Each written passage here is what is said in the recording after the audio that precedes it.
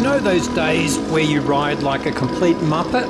I almost never put a foot down up this climb, but today I can't even get it up. In more ways than one. Ah, bugger. Sat down. How to stuff that up?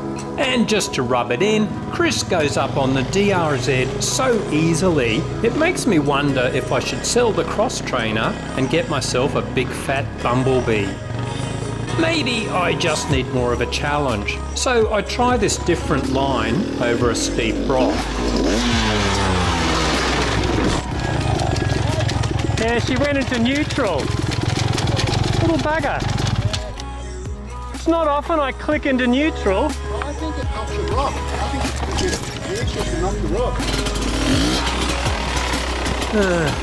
After a few more Muppet mistakes, which thankfully I didn't film, I decide to just video the other guys instead. In my experience, some days it's best to just admit defeat and avoid serious injury trying to break through the mental Muppet barrier. Then it's off to try some steep banks. Once a bank is steep enough, the simple wheelie over doesn't work.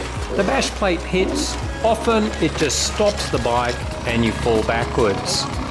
So let's rehash the key fundamentals again from the training vid. You weight the bike and begin a wheelie close to the rock face or steep bank. You aim to hit about 2/3 of the way up to compress the suspension. As the suspension rebounds, keep the power on, push down on the foot pegs for maximum traction. Then de-weight the pegs and close the throttle. It feels very strange actually trying to punch the face with your front wheel, but this makes all the difference with creating lift when your suspension rebounds. Andrew's forks are quite compressed here, so there's plenty of rebound to launch him up and over. And guess what? It even works on big, heavy pigs like the DRZ.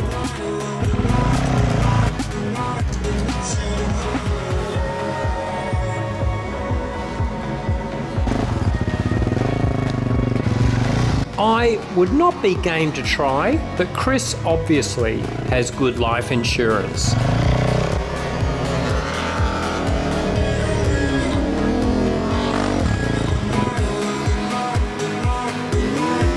Time to ramp things up. Andrew then tries the hardest bit. The tree roots at the top are actually undercut. If you don't get the technique right, the rear wheel will catch and you fall backwards.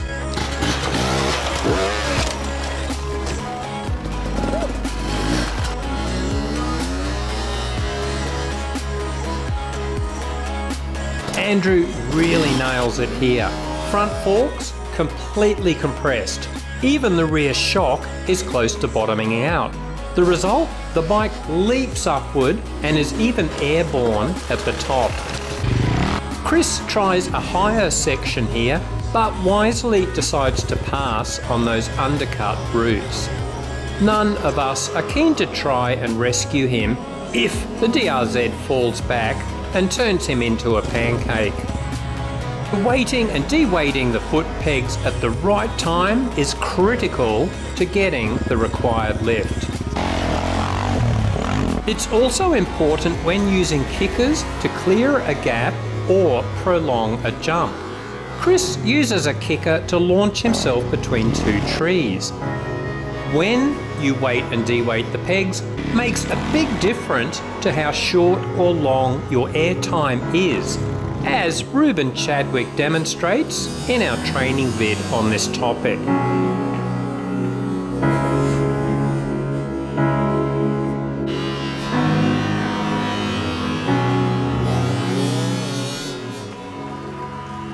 Chris is de-weighting the pegs so much, his boots actually come off the pegs here.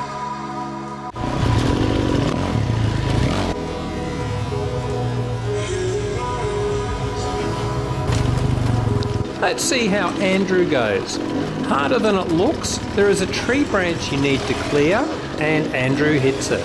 Second time, he hits it again, almost over the bars. More weighting and de-weighting is needed to maximise air time. Weighting is used for so many things, like trying to wrestle big bush pigs into pivot turns.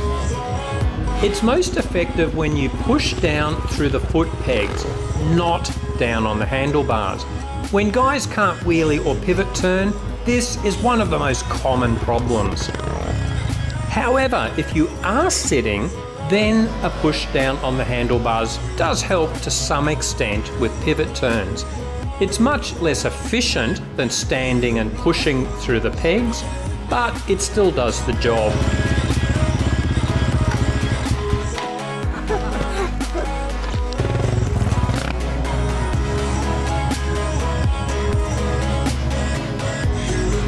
Weighting and de-weighting play a role in stoppies as well. In fact, when you get the hang of it, you will be weighting and de-weighting all over the trails. Not sure about when riding bikes backwards though,